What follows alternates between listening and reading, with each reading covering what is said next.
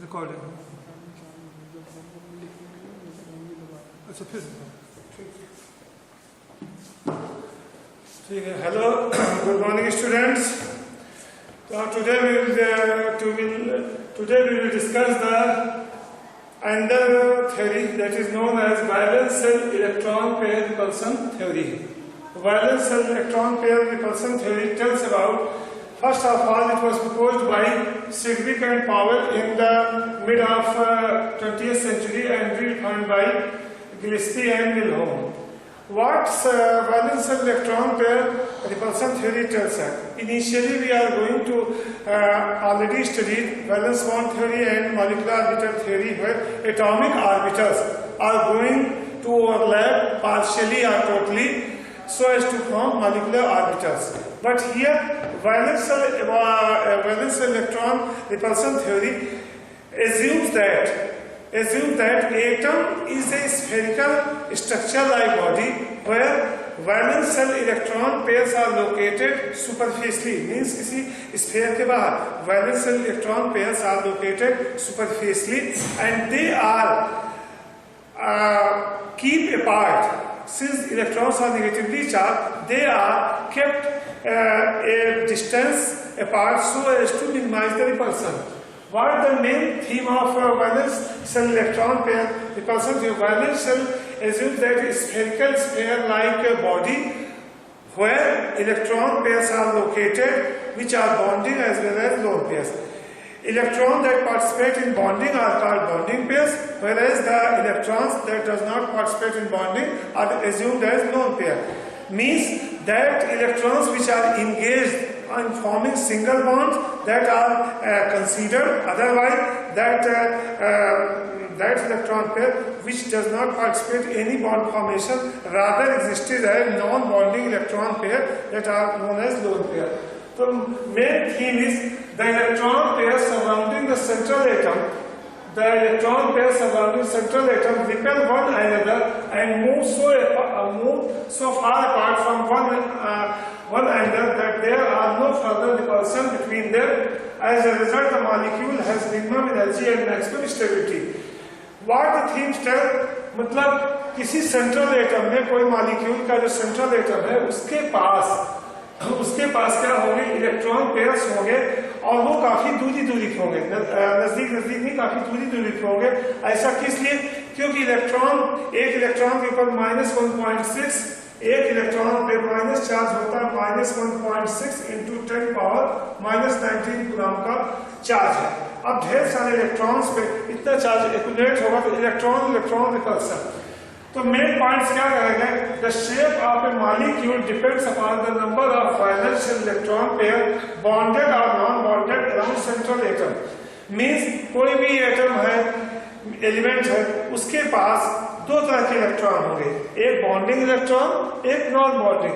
तो शेप मतलब उसकी जो ज्योमेट्री होगी, कोवैलेंट बॉन्ड, हमने जिसे पढ़ा है covalent, when there is sharing of one और more electrons between two atoms, then this type of bond is called covalent. The shape of a molecule depends upon the number of valence electron pairs bonded or non-bonded around central atom.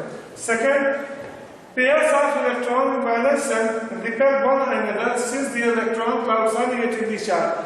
जो valence shell के electron pairs होंगे, valence shell का मतलब outer most atom के outer most shell में जो electron है valence shell, उनमें क्या होगा? Repulsion.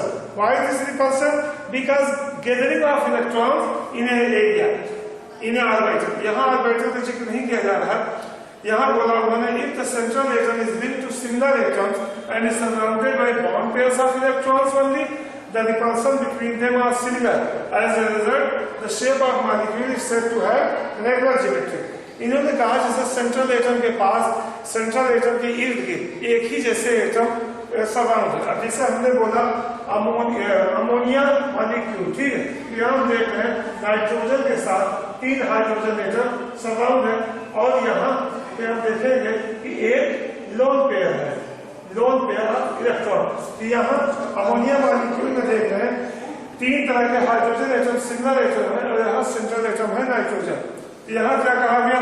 If the central atom is linked to similar atom and is surrounded by bond pairs of electron only, the repulsion between them are quite similar. as a result the shape of molecule is said to have regular geometry. अब यहाँ lone pair आ गया, lone pair को हम select करते हुए carbon को देखते हैं, कार्बन के साथ एक हाइड्रोजन, दो हाइड्रोजन, तीन और चार, तो चारों हाइड्रोजन एटम, ठीक, चारों हाइड्रोजन एटम एक डेफिनिट डायरेक्शन में ये अटैच है। तो चारों हाइड्रोजन एटम को यहाँ कार्बन के पास कुल 6 इलेक्ट्रॉन है, 1s2, 2s2 and 2p2, ठीक है। तो यहाँ ये रहे बॉन्ड पेयर ऑफ इलेक्ट्रॉन सभी प्रेजेंट है। लास्ट में if the central atom is linked to different atom, मतलब सेंट्रल एटम के पास एक से ज्यादा डिफरेंट एटम्स हैं, or is surrounded by bond pair, if the central atom is linked to different atom, different type of atoms है, और it is surrounded by bond pairs and lone pairs of electron, the molecule has an irregular और distorted geometry. अगर किसी भी atom के पास, central atom के पास bond pair और lone pair दोनों हैं, तो ऐसी कंडीशन में क्या होगा कि मॉलिक्यूल की डिस्टॉर्टेड ज्योमेट्री होगी। नेक्स्ट और पॉइंट्स है, एंड डिस्टॉर्टेड ज्योमेट्री में क्या कंट्रीब्यूशन होगा सबसे ज्यादा, लोन पेयर, ठीक है। Next point we will discuss again. Point number 5,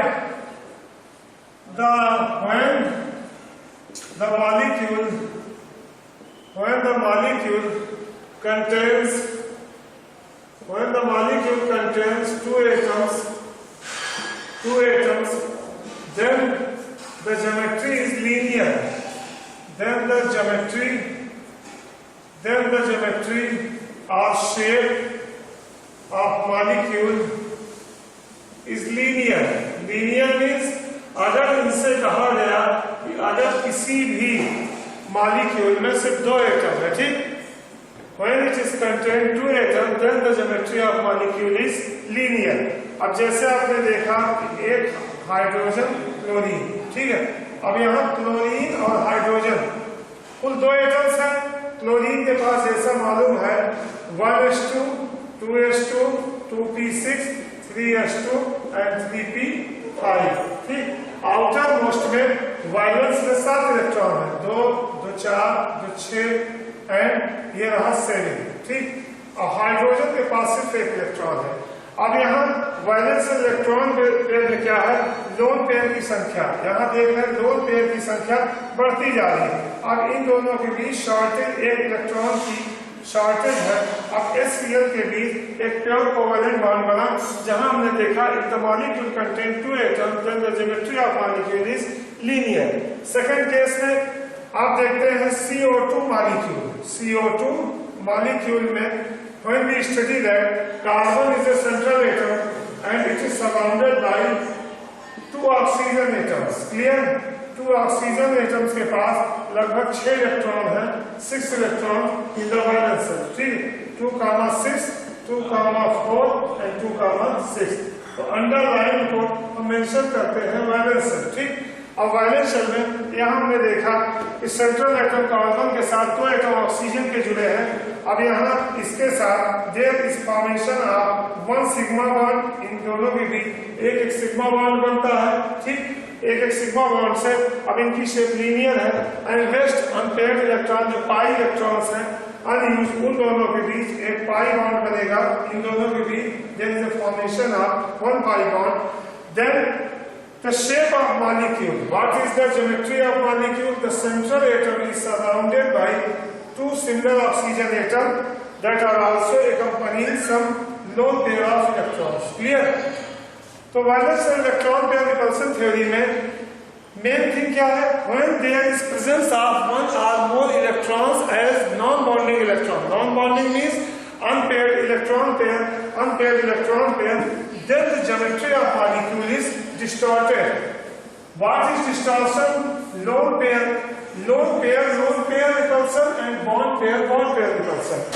So magnitude of repulsion depends upon how many lone pairs are present and how many bond pairs are present. The repulsion is maximum for lone pair and then lone pair, and then again bond pair. यहाँ repulsion, magnitude of repulsion follows the order. यहाँ क्या हो जाएगा, lone pair का सबसे ज्यादा repulsion, ठीक, lone pair का सबसे ज्यादा रिपल्सन। इसके बाद क्या हो जाएगा, लोन पेयर बॉन्ड पेयर, ठीक, लोन पेयर और बॉन्ड पेयर से भी, लोन पेयर के बीच सबसे ज्यादा रिपल्सन, फिर लोन पेयर बॉन्ड पेयर अगर दोनों है तो इनके बीच रिपल्सन, मतलब the electron pairs are situated at a maximum or a great distance so that there is minimum repulsion and maximum stability. Sure. Next, bond pair. And here the electrons that are engaged in forming chemical bond, they again have some sort of repulsion, but this repulsion is very less in comparison to lone pair. Here lone pair means electron that is free, and bond pair, the electron pair which is engaged in forming chemical bond. So here in valence electron pair there is no focus, there is no throw of light on the type of orbitals that are engaged. It says that electron pairs are valence electron pair which are situated on atoms which is treated as sphere of an atom. These electron pairs are situated at a very large distance in three-dimensional space so as to minimize the repulsion and the attractive force and so as to minimize the repulsion so that there is minimum energy and maximum stability. So bond pairs and lone pairs both are directed through a large distance, at a very large distance, so as to form chemical bonds. So the geometry of molecule predicted upon the number of bond pairs and number of atoms involved, such as molecule of AB type, AB2 type, AB3 type, AB4 type, etc. When the central atom contains only two atoms, then the molecule is said to have a linear geometry. अगर type of hybridisation को छोड़ के, जैसे हम AB type molecule को लेते हैं, AB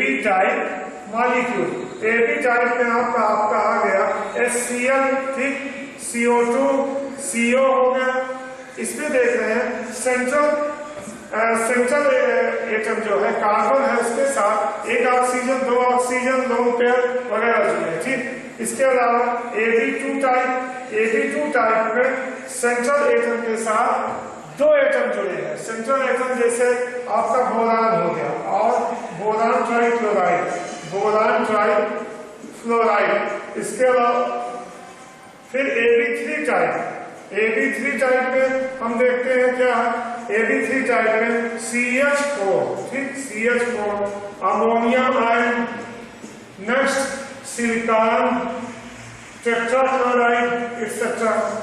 इस तरह से ढेर सारे नंबर आप, कुछ ऐसे भी हैं जिनमें लोन पेयर ऑफ इलेक्ट्रॉन्स हैं, तो उनमें लोन पेयर्स के लिए अलग, जैसे H2O मॉलिक्यूल है, H2O मॉलिक्यूल की ज्योमेट्री में हम देख रहे हैं कि पॉली एटॉमिक मॉलिक्यूल जिसमें सेंट्रल ऑक्सीजन एटम है, ठीक, ऑक्सीजन एटम के पास दो lone pair of electron run करते हैं, और यहाँ इन दोनों की शेप है ये न लीनियर रहती है और न ही ट्रायंगुलर, यहाँ हो जाती एंगुलर, यहाँ कुछ एंगुलर शेप चलती है।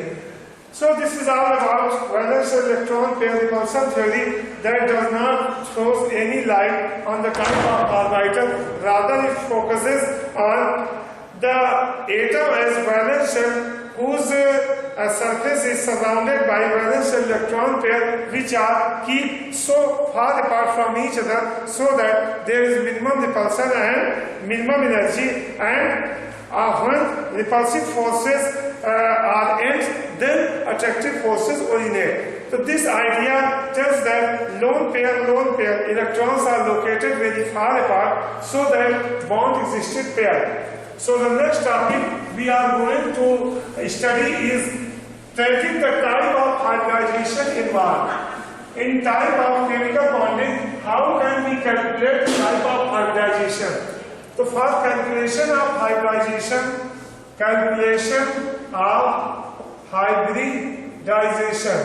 तो यहाँ कैलकुलेशन ऑफ हाइब्रिडाइजेशन को आप चेक करने के लिए हाइब्रिडाइजेशन को एक सिंपल फार्मूला से प्रेडिक्ट करेंगे। हाइब्रिडाइजेशन x इक्वल टू 1/2, यहाँ लिखेंगे number of valence electrons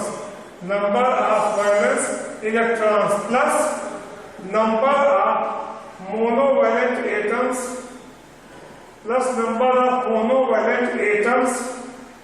monovalent atoms कौन है? हाइड्रोजन है, chlorine attach to central atom except oxygen क्या है? डाइवैलेंट। ठीक, number of valence electrons plus number of monovalent atoms hydrogen और chlorine attach to central atom except oxygen atom plus negative charge minus positive charge. अब यहाँ हम देख रहे हैं आपके सामने कोई हाइब्रिडाइजेशन को प्रेडिक्ट करने के लिए एक सिंपल फार्मूला दिया है x equal to 1/2 multiplied by number of valence electron plus number of monovalent atoms or group attach to central atom except oxygen चूंकि डाइवैलेंट उसे नहीं ऐड करना। ठीक, प्लस नेगेटिव चार्ज ऐड है तो प्लस कीजिए और पॉजिटिव चार्ज है तो माइनस कीजिए। ठीक, तो अब इसको हम कैसे लिख सकते हैं? हाइब्रिडाइजेशन x बराबर valence electron plus monovalent atoms or monovalent groups plus negative charge minus positive charge. ठीक है, माइनस पॉजिटिव चार्ज। अब इस फार्मूले को अब हम प्रेडिक्ट करते हैं कुछ अलग अलग स्ट्रक्चर्स में। सबसे पहले देखते हैं H2O में, जैसे आपको निकालना है H2O में हाइब्रिडाइजेशन कौन सा है। ठीक, in H2O which type of hybridisation represent. तो यहाँ ऑक्सीजन की कहानी देखते हैं। SH2O बराबर क्या लिखेंगे? यहाँ वैलेंस इलेक्ट्रॉन कितने हैं? 6। ठीक, यहाँ लिख देंगे 6। यहाँ नंबर ऑफ मोनोवैलेंट एटम यहाँ हाइड्रोजन है दिखाई पड़ रहा 6 + 2। नेगेटिव चार्ज कोई नहीं, पॉजिटिव चार्ज कोई नहीं। ठीक, 6 + 2 कितना हो गया? 8। ठीक, यहाँ कितना आ गया? 4। अब यहाँ S की वैल्यू ऑफ S और यहाँ टाइप ऑफ हाइब्रिडाइजेशन। ठीक, अगर इसकी वैल्यू 2 आती है तो बनेगा sp। ठीक है, और 3 आती है तो sp2। अगर 4 आती है तो sp3, 5 आई तो sp3d, अगर 6 आई तो sp3d2 और 7 आई तो sp3d3। ठीक है, अब इसमें आपके पास वैल्यू ऑफ x 0 कभी नहीं आएगी, 1 भी कभी नहीं आएगी, कम से कम 2, 3, 4, 5 न तो फ्रैक्शन में आएगी। ठीक है, अब यहाँ हमने देखा कि वैल्यू कितनी आ गई? 1/2 6। ऑक्सीजन पे वैलेंस इलेक्ट्रॉन कितने हैं? टोटल 6। जैसा हम जानते हैं ऑक्सीजन पे 2, 6 तो 6 आउटर मोस्ट वैलेंस इलेक्ट्रॉन है।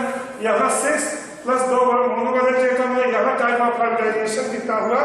sp3। ठीक है, अब यहाँ शेप से हमें देख कर नहीं पता चल पाता कि इसमें कुल पॉलीएटॉमिक में कुल 3 एटम्स है। ठीक है, अब next we can go and understand. Let me take another topic. अब जैसे आपके पास आ गया HF, what is the type of hybridisation in HF? Hydrogen fluoride. ठीक है, अब यहाँ X हाइब्रिडाइजेशन इन HF बराबर 1/2। यहाँ वैलेंस इलेक्ट्रॉन्स कितने हैं इसके पास? फ्लोरीन के पास 7। 7 मोनोवैलेंट एटम केवल एक जुड़ा है 1/2 मल्टीप्लाइड बाई 8 हो जाएगा 4 sp3 ठीक है। अब sp3 हाइब्रिडाइजेशन HF में प्रेजेंट है। अब हमको ऐसे स्ट्रक्चर जहां की हमें और पता लगाना है कुछ इनर्ट गैसेस एलिमेंट ठीक है। अब जैसे आपसे बोला गया XE F2 and XE F4 में कौन सा हाइब्रिडाइजेशन है ठीक। अब ज्यादातर हम लोग इनर्ट गैसेस के अलावा नॉर्मल एलिमेंट्स के हम लोग कंपाउंड्स का नाम सुनते हैं, यहाँ इनर्ट गैसेस है तो इन सब के लिए फार्मूला बड़ा बेस्ट है ठीक। यहाँ X क्या लिखेंगे हाइब्रिडाइजेशन इन XE F2। यहाँ निकालने के लिए इनर्ट में सभी लोग बच्चे जानते हैं आउटर मोस्ट में वैलेंस इलेक्ट्रॉन 8 होते हैं क्योंकि वो इनर्ट है तो वहां 1/2 मल्टीप्लाइड बाई 8 ठीक। 8 के बाद मोनोवैलेंट एटम और ग्रुप्स अगर ऑक्सीजन है तो नहीं ऐड करना है, बाकी फ्लोरीन क्लोरीन को जोड़ देना। ऊपर वाले में 2 फ्लोरीन है ठीक, कितना हो गया 10 तो यहाँ आ गया 2 पंचे 10 5 पे हम जैसा देख रहे हैं sp3d यहाँ हाइब्रिडाइजेशन क्या होगा sp3d, लेकिन इनमें स्ट्रक्चर जो इसका रहेगा x और f ये लीनियर रहेगा ठीक। अब यहाँ इसके पास लगभग 2 4 और 2 6 मतलब इसके ऊपर इलेक्ट्रॉन इसके ऊपर काफी ज्यादा है, एक इलेक्ट्रॉन शेयर करेगा तो यहाँ पे देखा हाइब्रिडाइजेशन इसमें 5 आ गया। अब इसी तरह XE F4 का देखते हैं। अगर हमें बोला जाए ज़ीनान टेट्राक्लोराइड का हाइब्रिडाइजेशन क्या है तो X यहाँ लिखेंगे XE F4 1/2 वैलेंस इलेक्ट्रॉन 8 और मोनोवैलेंट एटम 4 जुड़े फ्लोरीन 4 तो कितना हुआ 1/2 इंटू 12 मल्टीप्लाइड बाई 6 तो 6 पे क्या हो गया sp3d2 यहाँ हाइब्रिडाइजेशन जो हो गया sp3d2। तो पहले शेप के बाद निकालिए शेप में डिस्टॉर्शन इन सबके लोन पेयर की वजह से इसकी शेप डिफरेंट होगी ठीक है। अब आपके सामने कई बार ज़ीनान टेट्राऑक्साइड XeO3 ठीक, XeO3 में जैसे आपसे पूछा गया which type of hybridization is present। अब ऐसे मॉलिक्यूल में XeO3 बराबर 1/2 ज़ीनान के आउटर मोस्ट पे 8 इलेक्ट्रॉन। अब यहाँ ऑक्सीजन जो है डाइवैलेंट है, डाइवैलेंट को हम नहीं ऐड करेंगे, यहाँ क्या हो जाएगा 2 चौका 8 ठीक, तो यहाँ क्या हो गया sp3। तो इस तरह के फार्मूले को कहीं कहीं हम लोग अप्लाई करेंगे और कैलकुलेट करेंगे ठीक है।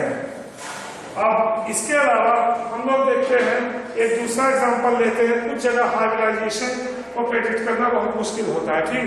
अब यहाँ हम देखेंगे एक स्ट्रक्चर जिसको PCl5।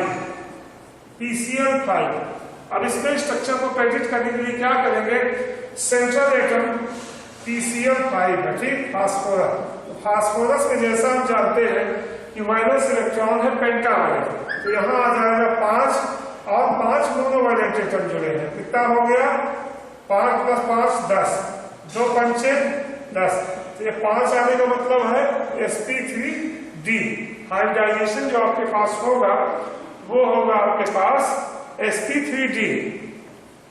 तो इस तरह से कुछ जगह हम देखते हैं कि हाइब्रिडाइजेशन को कैलकुलेट करना अच्छा है, लेकिन जैसे हमने बोला सल्फर डाइऑक्साइड ठीक, सल्फर डाइऑक्साइड मॉलिक्यूल में अब यहाँ पर स्ट्रक्चर को कैसे करेंगे सल्फर डाइऑक्साइड जो सेंट्रल एटम है उसके पास वैलेंस इलेक्ट्रॉन कितने हैं सल्फर का देखेंगे 16 2, 8, 6 ठीक।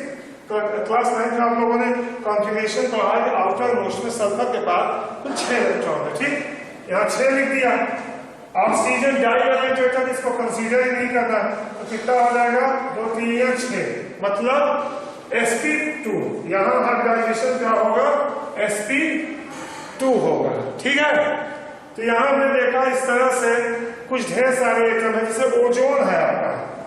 अरे ओजोन मॉलिक्यूल में ऑक्सीजन के पूरे 3 एटम कितने how many atoms number of atoms is 3। अब यहाँ हम कैलकुलेशन कैसे करेंगे, यहाँ कैलकुलेशन करने के लिए ओजोन के लिए फिर वही यहाँ भी XO3 ओजोन में 1/2 वैलेंस इलेक्ट्रॉन, ऑक्सीजन में 2, 6 ठीक है।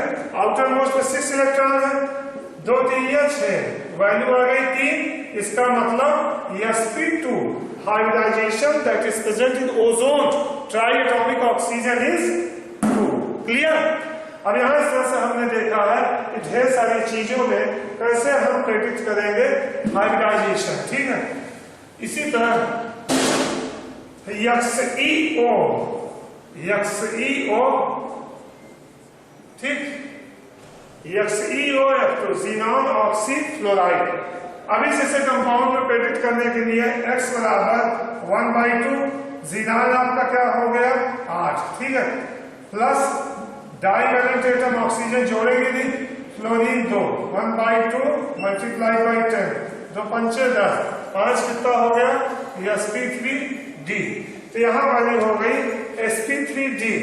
तो इस तरह से हम लोग हाइब्रिडाइजेशन को कैलकुलेट करने के लिए एक सिंपल फार्मूला है जिसके चलते हम लोग कैलकुलेट करते हैं। अब अभी तक हमने जितने बढ़ाए चार्ज स्पीसीज के बारे में कुछ नहीं बता रहा हूँ, ठीक। अब जैसे आपसे पूछ लिया गया कार्बोनेट आयन, इसको क्या पढ़ते हैं, कार्बोनेट आयन की कहानी। कार्बोनेट आयन का हाइब्रिडाइजेशन कैसे निकालेंगे, तो यहाँ 2 - 1/2 वैलेंस इलेक्ट्रॉन पूरे 4 है, ठीक। Number of monovalent atom group से कोई मतलब नहीं, ठीक। निगेटिव चार्ज कितना 2 प्लस 2 कितना हो गया 4 2 6, इसको 3 आया, इसका मतलब हो गया sp2। कार्बोनेट आयन में हाइब्रिडाइजेशन को हमने कैसे कैलकुलेट किया, सेंट्रल एटम कार्बन है, उसके साथ 3 ऑक्सीजन एटम्स है, तो वैलेंस कार्बन के 4 है, और मोनोवैलेंट एटम है ही नहीं, निगेटिव चार्ज आपका पॉजिटिव जाएगा और निगेटिव चार्ज ऐड हो जाएगा, 4 + 2 = 6, तो कार्बोनेट आयन में sp2 हाइब्रिडाइजेशन हमें पता चल गया, ठीक। और इसके बाद चलते हैं नाइट्रेट आयन का पता लगाने। नाइट्रेट आयन, इसको पढ़ते हैं नाइट्रेट आयन में हाइब्रिडाइजेशन। तो कार्बोनेट के बाद नाइट्रेट जो आया, इसमें नाइट्रोजन का सेंट्रल एटम नाइट्रोजन एटम है, यहाँ क्या लिखेंगे, नाइट्रोजन के पास वैलेंस शेल में कितने इलेक्ट्रॉन है 2,5, तो ये लास्ट में जो सर्कल है ये रहा वैलेंस इलेक्ट्रॉन, ठीक है। ऑक्सीजन एटम 3 है, इससे कोई मतलब नहीं, निगेटिव चार्ज 1 है, 5 + 1 = 6, 2 × 6 कितना आया, फिर से 3 आया, जिसको कहते हैं sp2 हाइब्रिडाइजेशन। तो नाइट्रेट आयन में भी क्या मिल गया, sp2 हाइब्रिडाइजेशन, ठीक है। तो हाइब्रिडाइजेशन नाइट्रेट आयन में sp2 आ गया, इसको हमें याद रखना चाहिए, ठीक। अब नाइट्रेट आयन, इसी तरह फास्फेट आयन में भी हम कैलकुलेट कर सकते हैं, थोड़ा सा दिमाग लगाते हुए। फास्फेट आयन की कहानी यहां देखेंगे, PO4 3-, ठीक। अब सेंट्रल एटम है फास्फोरस, ठीक है। फास्फेट आयन में हम कैसे करेंगे, 1/2 फास्फेट आयन 2 8 5, आउटर मोस्ट में 5 इलेक्ट्रॉन है, बहुत अच्छी बात, 5 लिख देते हैं। अब मोनोवैलेंट एटम कोई भी नहीं है मगर निगेटिव चार्ज है, तो 5 + 3 1/2 8, क्या आ गया 4, मतलब sp3 hybridization that is present in phosphate ion is what is answer 4, value 4 I, that corresponds for इस पे sp3 hybridization is present in phosphate ion. Next we are going to study sulphate ion. आप ion में पढ़ते हैं sulphate पे 2- charge होता है, यहाँ सल्फेट आयन पर हम क्या निकालेंगे 1/2, यहाँ सेंट्रल एटम है सल्फर, सल्फर के पास 6 इलेक्ट्रॉन है, माइनस चार्ज निगेटिव, यहाँ मोनोवैलेंट एटम कोई भी नहीं है मगर निगेटिव चार्ज है, 6 + 2 1/2 मल्टीप्लाइड बाई 8, फिर आ गई वैल्यू 4, मतलब sp3। यहाँ फिर क्या पता चला, sp3 हाइब्रिडाइजेशन इज प्रेजेंट, ठीक है। तो यहाँ हमें पता चल गया इस तरह से हाइब्रिडाइजेशन जो है sp3 है, ठीक है। हाइब्रिडाइजेशन को प्रेडिक्ट करने के लिए कई बार अजीबोगरीब क्वेश्चन होते हैं, जिसे मैग्नेट आयन MnO4-, इसको कहते हैं MAlGa, मैग्नेट आयन। अब यहाँ x बराबर 1/2, मैग्नीज की वैलेंसी कितनी होती है 2 8 13 2 8 13 2, ठीक है। अब इसमें इनर मोस्ट के भी इलेक्ट्रॉन काउंट हो जाते हैं। डी ब्लॉक के एलिमेंट में कॉन्फ़िगरेशन में मैग्नीज का configuration 25 1s2 2s2 2p6 3s2 3p6 3p6 4s2 कितना हो गया 2 2 4 10